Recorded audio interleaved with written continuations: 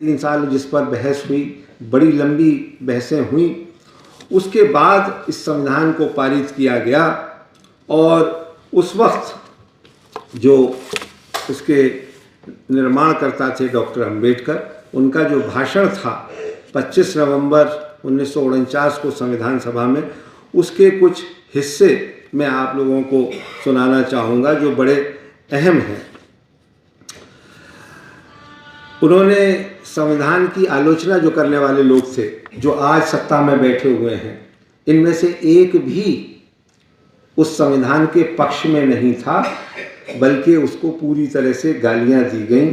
और जो राष्ट्रीय स्वयंसेवक संघ जो इस साल अपने 100 साल मनाने जा रहा है, उसने कहा कि साहब ये तो हमारे इस महान देश के साथ में बहुत ही गलत काम हुआ है कि ये संविधान बना दिया गया जिसमें हर आदमी को बराबरी का अधिकार दे दिया गया, क्योंकि ये तो संभव नहीं है। लेकिन कुछ और लोग भी थे जो उस संविधान की आलोचना कर रहे थे। उस वक्त के जो प्रमुख सोशलिस्ट नेता थे, समाजवादी, उन्होंने भी संविधान सभा का बहिष्कार किया और कहा कि ये एडल्ट फ्रेंचाइज पर चुनी हुई सभा नहीं है, इसलिए इसको संविधान बनाने का अधिकार नहीं है। हालांकि उन्हें जल्दी अपनी गलती का एहसास हुआ और फिर उन्होंने कहा भी कि हमें इस संविधान सभा में शामिल होना, लेकिन फिर पंडित नेहरू ने कहा कि आप लोगों ने बहुत देर कर दी और अब जगह नहीं है बात की। वामपंथी जो कम्युनिस्ट हैं, उन्होंने भी उस संविधान का विरोध किया। उन्होंने तो उससे पहले जो भारत छोड़ो आंदोलन हुआ था उसका भी विरोध किया था, और जो नया संविधान बना उसको कहा कि ये अंग्रेज़ी साम्राज्यवाद का एक मोहरा है और इससे जो है, और ये आज़ादी भी झूठी है और इस संविधान से कुछ होने जाने वाला नहीं है। लेकिन वो सारे लोग जो इस संविधान का विरोध कर रहे थे, बहिष्कार कर रहे थे, उनको 1-1.5 साल के अंदर ही इस संविधान की महत्ता, महानता समझ में आ गई और उसी संविधान की शपथ लेकर 1951 में जो पहला आम चुनाव हुआ, उन लोगों ने चुनाव लड़े और संसदीय लोकतंत्र में अपना विश्वास जाहिर किया। डॉक्टर अंबेडकर ने कहा कि संविधान का जितना बचाव किया जा सकता था मेरे मित्र सर अलादी कृष्णस्वामी अय्यर और टी कृष्णाचार्य ने कर दिया है, इसलिए मैं संविधान के गुणों पर चर्चा नहीं करूंगा, क्योंकि मेरा मानना है कि संविधान कितना भी अच्छा हो। अब ये बहुत अहम बात है जो उन्होंने कही उस दिन अपने आखिरी भाषण में, कि संविधान कितना भी अच्छा क्यों ना हो, ये निश्चित रूप से बुरा ही होगा अगर इसे लागू करने वाले लोग बुरे होते हैं। संविधान कितना भी अच्छा क्यों ना हो, ये अच्छा ही हो सकता है यदि इसे लागू करने वाले लोग अच्छे होंगे। संविधान का काम करना पूरी तरह संविधान की प्रकृति पर निर्भर करता है। संविधान केवल राज्य के अंगों जैसे विधानमंडल, कार्यपालिका और न्यायपालिका को ही प्रदान कर सकता है।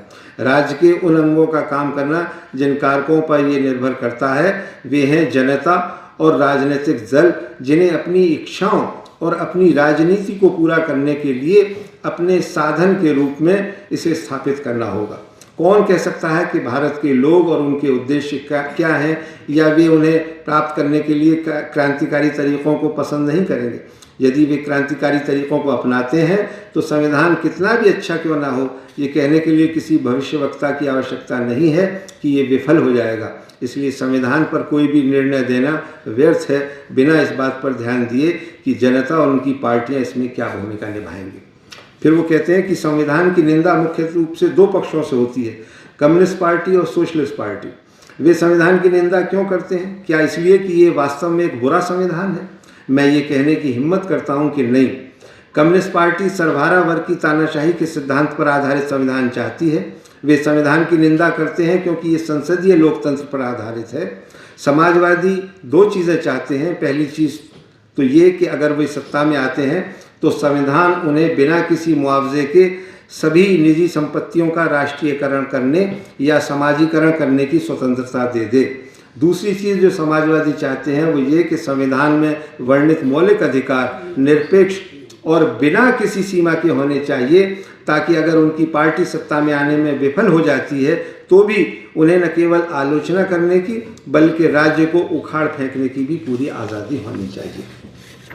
फिर आगे वो कहते हैं, क्या इतिहास खुद को दोहराएगा? यही विचार मुझे चिंता से भर देता है। ये चिंता इस तथ्य के एहसास से और भी बढ़ जाती है कि जाति और धर्म के रूप में हमारे पुराने शत्रुओं के अलावा हमारे पास कई राजनीतिक दल होंगे जिनके राजनीतिक धर्म अलग अलग और विरोधी होंगे। क्या भारतीय देश को अपने धर्म से ऊपर रख पाएंगे या धर्म को देश से ऊपर रखेंगे, मैं नहीं जानता। लेकिन इतना तो तय है कि अगर दल धर्म को देश से ऊपर रखेंगे तो हमारी स्वतंत्रता दूसरी बार खतरे में पड़ जाएगी और शायद हमेशा के लिए हम इसे खो देंगे। इस संभावना से हम सभी को दृढ़ता से बचना चाहिए। हमें अपने खून की आखिरी बूंद तक अपनी स्वतंत्रता की रक्षा करने का दृढ़ संकल्प लेना चाहिए। भारत इस अर्थ में एक लोकतांत्रिक देश होगा कि उस दिन से भारत में लोगों द्वारा और लोगों के लिए बनाई गई सरकार होगी। ये दूसरा विचार है जो मेरे मन में आता है और मुझे पहले विचार की तरह ही चिंतित करता है। अब बात सरदार दया सिंह जी की। सरदार दया सिंह जी क्या कहते हैं?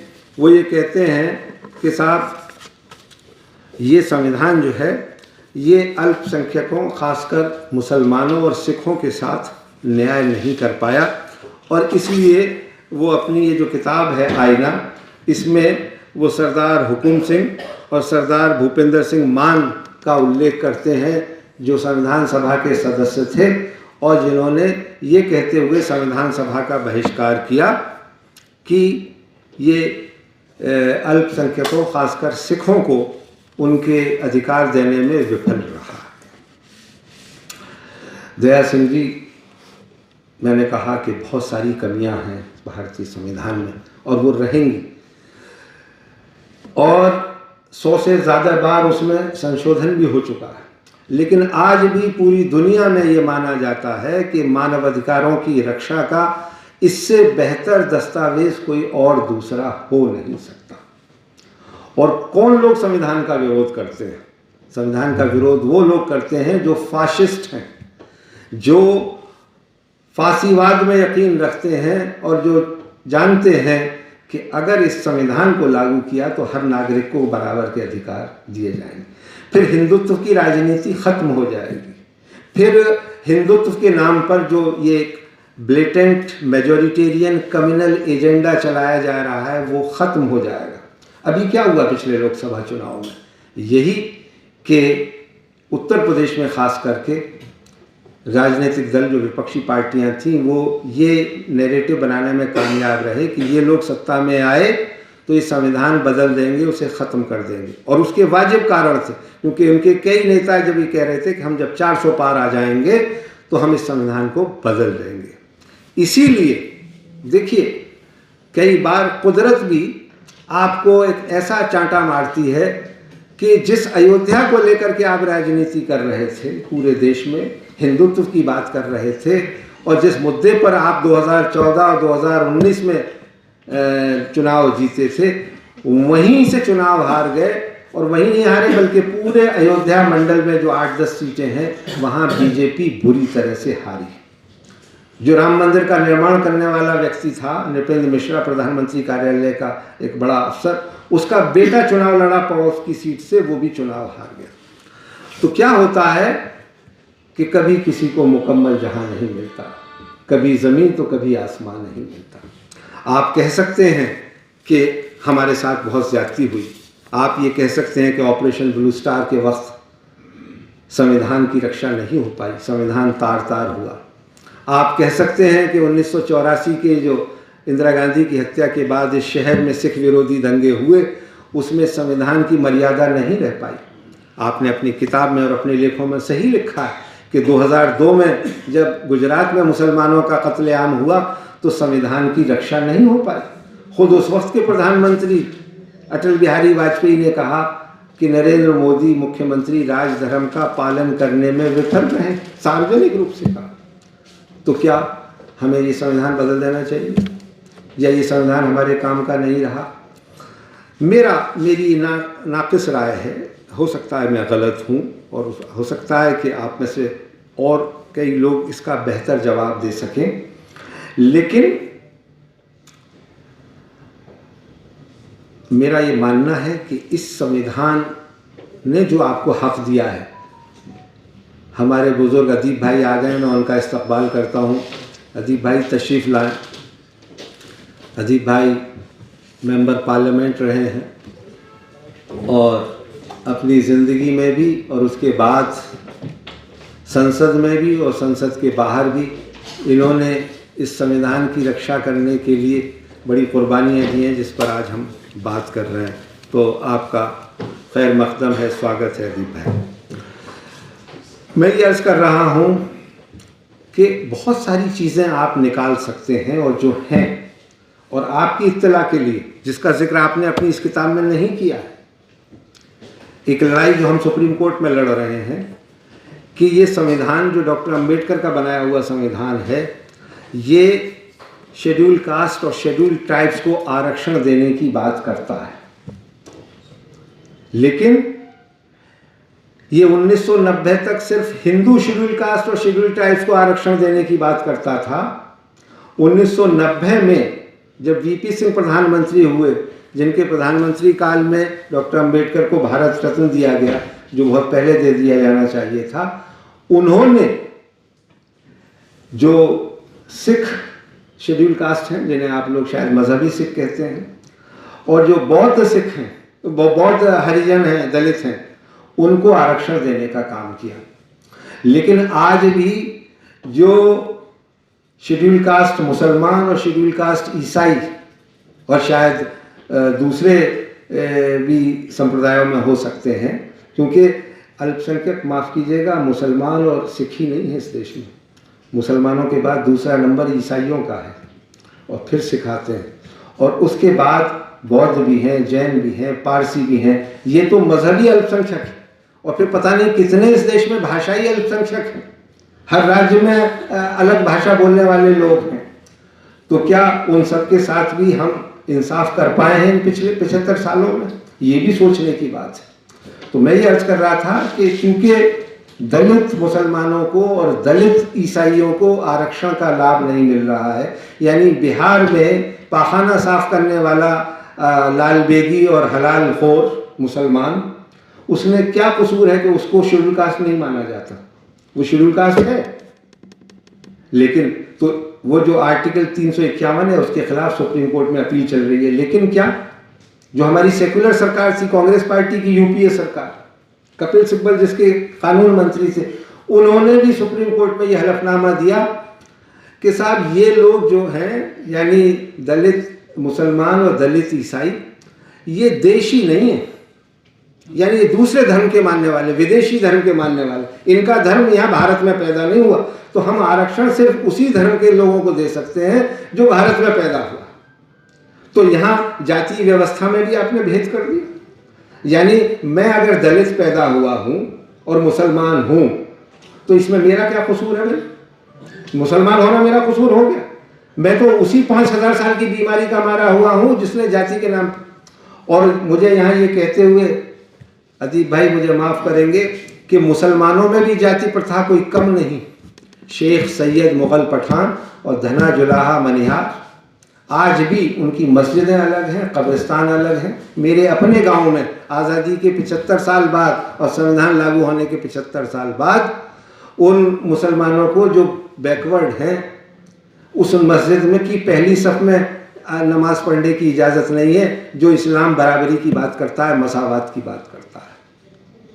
हर तो इतनी बड़ी जाति व्यवस्था की बीमारी थी, क्योंकि 5000 साल पुरानी बीमारी। भाई धर्म तो 2500 साल पहले बौद्ध धर्म पैदा हुआ, 2000 साल पहले ईसाई धर्म पैदा हुआ, 1450-1500 बरस पहले इस्लाम धर्म पैदा हुआ, 500 बरस पहले सिख धर्म पैदा हुआ। तो ये सोसाइटी और ये समाज तो पिछले 5000 साल से चल रहा है ना। बुद्ध ने क्यों बगावत की थी? हिंदू धर्म में सनातन धर्म था जो के साथ जाति व्यवस्था है, बराबरी नहीं है, और इसलिए उन्होंने बुद्ध धर्म, जो कि अफगानिस्तान से लेकर के चला गया थाईलैंड तक, और अब अपने देश में तो बचा नहीं, लेकिन अभी साउथ ईस्ट एशिया के देशों में और जापान और चीन में है। तो मैं ये आपसे अर्ज कर रहा था कि जब आप ये बात करते हैं कि ये संविधान आपके साथ इंसाफ नहीं कर पाया, तो मैं कुछ हद तक तो आपकी इस बात से सहमत हूँ, लेकिन पूरी तरह से इसलिए सहमत नहीं हूँ कि यही संविधान मुझे इस बात की इजाज़त देता है कि इस सरकार की नाक के नीचे दिल्ली में प्रेस क्लब ऑफ इंडिया में खड़े होकर के मैं इस सरकार के खिलाफ भी बात कर सकता हूँ, इस संविधान की आलोचना भी कर सकता हूँ, इसमें जो कमियां हैं उनको सुप्रीम कोर्ट में चैलेंज भी कर सकता हूँ, और फिर भी मैं हिंदुस्तानी रह सकता हूँ। लेकिन सबसे बड़ी ख़तरनाक बात क्या है?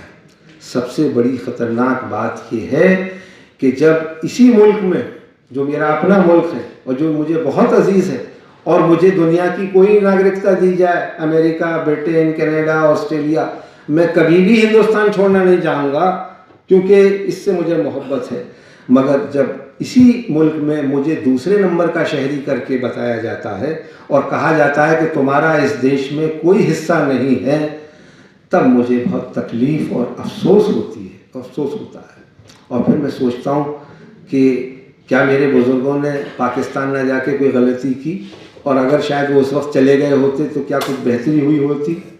नहीं, बेहतरी वहाँ भी नहीं हुई, क्योंकि वो मुल्क भी जो नफ़रत की बुनियाद पर बनाया गया, जो एक मज़हब के नाम पे बनाया गया, एक किताब के नाम पे बनाया गया, उसे टूटने में और तबाह होने में 25 साल नहीं लगे।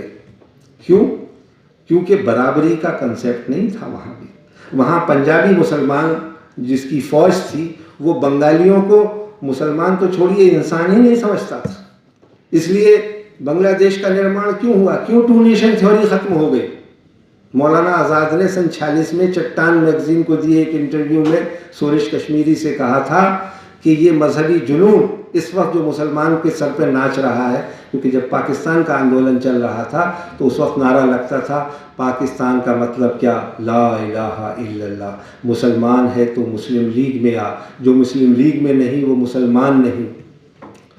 वही पाकिस्तान 25 साल नहीं लगे उसको टूटने में, 2 टुकड़े हो गया, क्योंकि बंगाली ने कहा कि नहीं, मेजॉरिटी तो हमारी है, शेख मुजीबुर रहमान को प्राइम मिनिस्टर बनना होगा। लेकिन शेख मुजीबुर रहमान को तो जेल में डाल दिया गया और जुल्फ़िकार अली भुट्टो बन गए प्रधानमंत्री।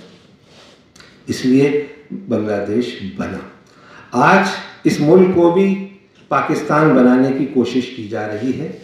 मैं इसी पे अपनी बात ख़त्म करूँगा, क्योंकि और भी कई लोगों को बोलना है कि जब नागरिकता कानून आया तो उसका मकसद क्या था? कि मुसलमानों को छोड़ करके अफ़गानिस्तान, पाकिस्तान, बांग्लादेश से जो भी हिंदू, सिख, बौद्ध या और भी किसी धर्म के मानने वाले आएंगे, उनको तो नागरिकता दी जाएगी, लेकिन अगर कोई मुसलमान चाहे प्रताड़ित होकर के भी आए, चाहे वो अहमदी ही क्यों ना हो, उसको भी नागरिकता नहीं दी जाएगी। अहमदी इसलिए मैंने कहा कि उनको पाकिस्तान में मुसलमान नहीं माना जाता। तो ये CA, NRC कानून, इसका विरोध क्यों हुआ?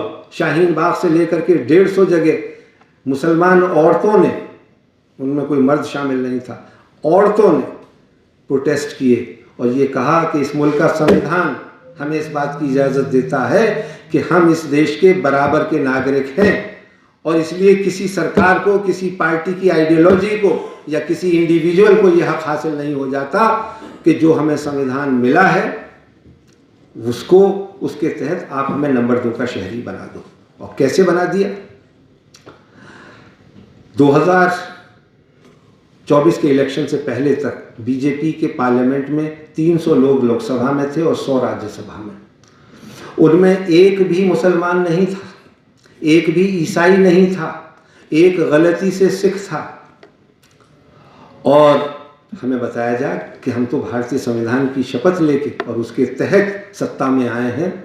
एक टीवी डिबेट में एक एंकर ने मुझसे सवाल किया कि आप इसे कैसे गलत साबित कर सकते हैं? मैंने कहा मैं इसलिए कर सकता हूं कि इसको पार्टिसिपेटरी डेमोक्रेसी नहीं कह सकते, इसको इंक्लूसिव डेमोक्रेसी नहीं कह सकते, अगर 20% अवाम इस मुल्क की आपकी पार्टी में हिस्सेदार नहीं है या आपकी सरकार में हिस्सेदार नहीं। एक मैसेज देने की आपने कोशिश की कि हम अपनी कैबिनेट में किसी मुसलमान को नहीं रखेंगे। बहुत मुबारक हो आपको, मत रखिए, क्योंकि आपने तो हमेशा हिंदी, हिंदू, हिंदुस्तान की बात कही है और मुल्ला जाए पाकिस्तान के नारे लगवाए हैं, और आज उसी नफरत की आप फसल बो रहे हैं, और उसी नफरत का नतीजा है कि आपने गली गली, मोहल्ले मोहल्ले पड़ोसी को बांट दिया जो एक दूसरे के दुख दर्द में शामिल होते थे, क्योंकि आपका मकसद ये है कि हम तो सिर्फ हिंदू वोट बैंक के नाम पे राजनीति करेंगे, बाकी लोग जाएं भाड़ में। और मैं यहाँ फिर दोबारा इसको अंडरलाइन कर दूँ कि 1947 में पाकिस्तान बन जाने के बावजूद ये मुल्क अगर हिंदू राष्ट्र नहीं बना, ऐसा नहीं था कि महात्मा गांधी, सरदार वल्लभ भाई पटेल, डॉक्टर राजेंद्र प्रसाद, गोविंद वल्लभ पंत कोई कम हिंदू थे। जवाहरलाल नेहरू और मौलाना आज़ाद का नाम नहीं ले रहा हूँ मैं, लेकिन उन्होंने तय किया कि इस मुल्क को एक रहने की अगर कोई शर्त हो सकती है तो वो वही वायदा है जो हमने इस मुल्क की आवाम से किया था, जो सन 1920 से लेकर के 47 तक ऑल इंडिया कांग्रेस कमेटी के जितने इजलास हुए, उसके जो प्रस्ताव हैं, डॉक्टर अंबेडकर ने जो संविधान बनाया है उसमें उन सारे प्रस्तावों को रखा गया। 1931 का कराची कांग्रेस का रेजोल्यूशन जो फंडामेंटल राइट्स की बात करता है, जो इकोनॉमिक इक्वलिटी की बात करता है, जो पॉलिटिकल इक्वलिटी की बात करता है, वो बैकबोन है। वही हमारी इस संविधान का प्रीफेस है, प्रीएम्बल है, जिसको इस किताब में शामिल किया गया है। और मैं ये कहना चाहता हूँ कि ये हर सरकार की ये नीति होनी चाहिए कि सुबह को बच्चे जब स्कूल जाएं तो प्रार्थना सभाओं में इस कॉन्स्टिट्यूशन को पढ़ करके बताया जाए, जो ये कहता है कि we the people of India having solemnly resolved to constitute India into a sovereign, socialist, secular, democratic republic and to secure to all its citizens justice, social, economic and political, liberty of thought, expression, belief, faith and worship, equality of status, of opportunity and to promote among them all. And then it talks about fraternity, bhaichara, assuring the dignity of the individual and the unity and integrity of the nation. In our Constituent Assembly, this 26th day of November 1949, do hereby adopt, enact and give to ourselves this Constitution. इसका preface, इसका preamble संविधान का भाईचारे की बात करता है। और हमारा देश का प्रधानमंत्री चुनाव जीतने के लिए खुले आम नफरत फैलाता है, मुसलमानों को घुसपैठिया कहता है, विदेशी कहता है। मैंने जाकर के उसके खिलाफ निज़ामुद्दीन के थाने में FIR दर्ज कराई और अब मैं मुकदमा लड़ रहा हूँ और मैं उसको उसके लॉजिकल कंक्लूजन तक ले जाऊँगा कि किसी एक ऐरे गैरे नत्थु खैरे को, चाहे वो प्रधानमंत्री ही क्यों ना हो, ये अधिकार नहीं मिल जाता कि जो ये आज़ादी हमारे हज़ारों लाखों लोगों ने अपनी कुर्बानियों के बाद दी है, उसे किसी ऐसे एक चलते फिरते आदमी से लल्लू जगधर के हवाले करके हम अपने इस देश को और घर बैठ जाएंगे और उसकी हर वाहियात बात को सुन लेंगे और उस पर अमल करने लगेंगे। ये मुल्क अगर बचेगा तो तभी बचेगा जब इस संविधान की कदर होगी, ये तभी बचेगा जब इसका प्रीएम्बल लेटर एंड स्पिरिट में लागू होगा। दया सिंह जी, इस पे सवाल उठाइए, उठाए जाने चाहिए और हम उठाएंगे। जो भी जब तक गैर बराबरी है अंतिम व्यक्ति तक, तब तक हम इसकी लड़ाई लड़ेंगे। यही तो संविधान हमें देता है।